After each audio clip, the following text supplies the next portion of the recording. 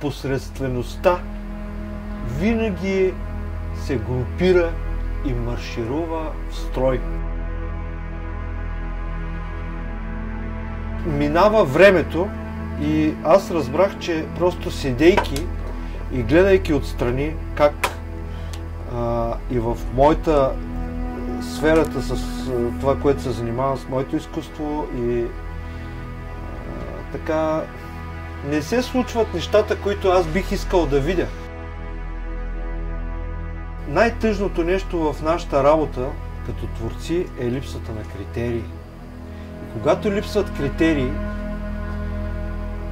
безумията, които се вършат, стават съвсем законни и никой нищо не може да направи, никой не може да каже нищо. Затова и на мен ми се иска да бъда част от хората, които създават критерии.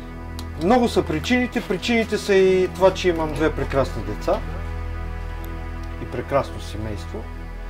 И ми се иска тези деца наистина да живеят в един европейски град, в който е текла много вода и ще продължи да тече много вода. В целия политически спектър има стойностни хора. И аз не деля хората на този е токсичен, защото е от еди къде си, онзи е токсичен, защото е от еди що си, а ги деля на можещи и неможещи. На кадърни и некадърни. Да. На свободни и продадени. Това са моите ценности. Аз меря според моите аршини. А моите аршини са това. Кой е кадърен, кой може, кой не си е продал душата на дявола. Познавам такива хора и искам да работя с тях. Ей тук за благото на нашия град. Ей това е за което съм се запътил.